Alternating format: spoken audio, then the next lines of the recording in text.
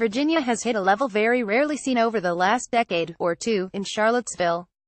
Thanks in very large part to Kurt Benkert's 3 touchdown passes, UVA scored in every quarter en route to a tight 2,821 home win over Duke. The victory was aided once again by the play of Blue Devils quarterback Daniel Jones, who has now thrown 7 interceptions in his last 2 games against the Cavaliers, 5 last year, 2 more in this game. With the win, the Cavaliers improved to 41 for the first time since the 2007 team started that season 71. In fact, the Who's have started 41 or better only 2 other times in the last 2 decades, 1998-2004 being the others. Neither team did much offensively, with the Blue Devils 42 averaging 3.4 yards per play, the Cavaliers 3.8. While Benkert tossed a trio of touchdowns, he completed just over half of his 43 of his 42 passes and threw a pick-six that tied the score at 7-all in the first quarter. His counterpart, Jones, completed just 14 of 42 passes, 33.3% for a meager 131 yards. Stanford running back Bryce Love entered Week 6 leading the country in just about every rushing category imaginable, so it was safe to say it was a priority to stop him if Utah wanted to remain undefeated. The Utes ended up containing the nation's leading rusher for 3 quarters, but the tailback still found a way to get loose and help the Cardinal to a 2,320 victory on Saturday night in a game where every yard was earned between 2 stingy defenses. Love had just 75 yards on 15 carries until early in the fourth quarter, being met with 3 or 4 Utah defenders at the line of scrimmage on just about every touch. Despite a game plan that was clearly geared toward loading the box, the shifty back came close time after time to spinning out of a hit and breaking off a big one. Not surprisingly, after battering it, the dam eventually broke and Love ripped off a 68-yard touchdown run that proved to be the decisive score in the closely contested Pac-12 battle between similarly built teams. He eventually finished the game with 152 yards and a hefty 7.6 yards per carry. Sealing the deal, the feisty Stanford defense picked off passes on the next 2 drives to essentially wrap up a win in a difficult environment on the road in Salt Lake City. Both sides played their backup quarterbacks in this one and only one side survived it. Regular starter Keller Chris took the first snaps under center for the Cardinals, 106 yards, but was spelled regularly for KJ Costello, who added a different element with his legs in addition to the 82 yards passing he had. The home team wasn't so lucky with dual-threat starter Tyler Huntley out of the lineup due to injury, forcing last year's first-team option Troy Williams into action with his first start of the year. While the senior flashed at times, he still hovered around the 50% mark passing, and the pair of late interceptions he threw were downright back-breaking after the team was threatening to come back. Running back Zach Moss recorded just 79 yards and the Utes' lone touchdown, but was mostly a non-factor down the stretch as the team played from behind. The end result on the scoreboard certainly makes both Pac-12 division races a little more interesting. Utah will travel to Los Angeles to take on USC in a game that very well could decide the South, while Stanford continues to control their own destiny in the North as they return home to host a banged-up Oregon team. Don't be concerned, as is the case with everything, this is merely part of the process.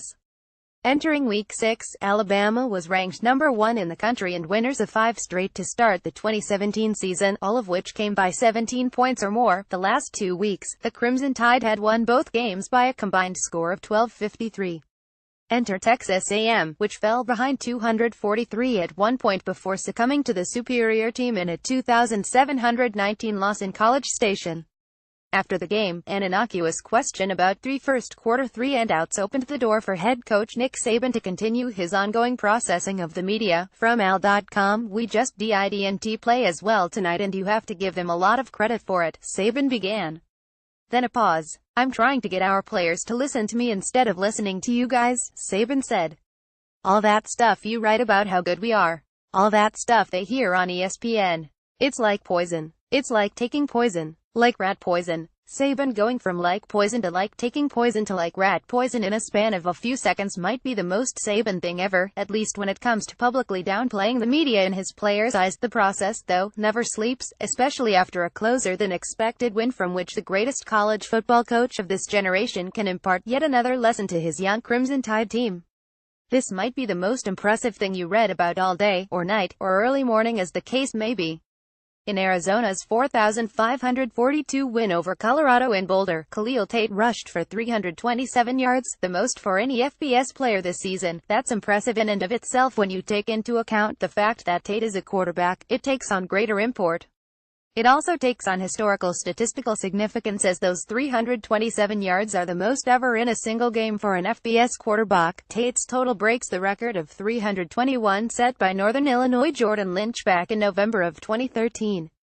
Arguably the most impressive part of the performance, Tate did on just 14 carries. 14 carries. For comparison's sake, it took Lynch 27 carries to set the old standard. Tate's historical performance also played a leading role in setting yet another FBS record. Khalil Tate, 327 yards, and Philip Lindsay, 281 yards, set the FBS record for most combined rushing yards by opposing players at 608. Pick.twitter.com 8N4Zug64E, ESPN Stats Info at ESP Stats Info. October 8, 2017. Tate came into the game with 86 yards on 10 carries this season. His total of 327 yards in this game would have had the sophomore 74th in the country in rushing heading into Week 6. For the season, Tate is averaging 17.2 yards per carry. The national leader in that category, with at least 20 carries, entering play this weekend. Stanford's Bryce Love at an equally ridiculous 11.1 YPC. With the first-ever Michigan State night game looming at the Big House, both athletic directors were concerned over fans' actions off the field. When it came to one of the ADs, they should have worried more about their players' play, and the weather, on the field. With a torrential downpour weighing heavy on a portion of the last 15 minutes of action, 10-point underdog MSU went into Ann Arbor and stunned their in-state counterparts in a 14-10 win. The loss is the 7th-ranked Wolverines' first of the season, one that will likely knock them out of the top 10 when the new rankings are released early Sunday afternoon. Turned the ball over a whopping 5 times. MSU came in having forced just 4 turnovers total, the first 4 games this season, but the Spartans converted those gifts into just 7 points. John O'Korn, starting at quarterback in place of the injured Wilton Spate, threw interceptions on back-to-back possessions late in the third quarter and on into the fourth, but Sparty failed to produce points on any of those turnovers, in keeping the game closer than it could have been. Right up to the very end, as it turned out.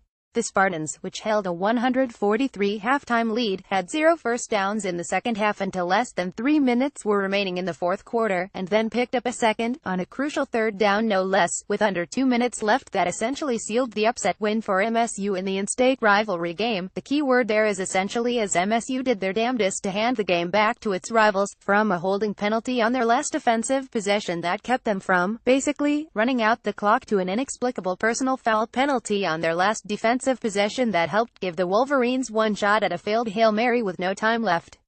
Even prior to the weather rolling in, it was a defensive battle from start to finish. The Wolverines actually outgained their counterparts 300,252, with the Spartans converting just 2 of 14 on third downs. 2 scores less than 10 minutes apart, though, proved to be the difference. Quarterback Brian Lewerke's 14-yard touchdown run late in the first quarter, his 16-yard touchdown pass to Madre London in the middle of the second quarter. While the loss put a dent in Michigan's college football playoff hopes, it did the same for its biggest rival. Thanks to its Week 2 loss, Ohio State needed, in part, Oklahoma and Michigan to run the table. Not only did the Wolverines lose in Week 6, the Sooners did the same as 30-point home favorites earlier in the day in Norman. It's far too early for both and OSU to be excluded from the playoff discussion, but the former did neither of the Big Ten East schools any favors with this home loss. Oh, and there's this bit of trivia. Tijuana Jim Harbaugh drops to 14 against Michigan's top rivals, Michigan State and Ohio State. 03 at home. Pick.twitter.com /4ECLO3 ESPN Stats Info at ESP Stats Info. October 8, 2017.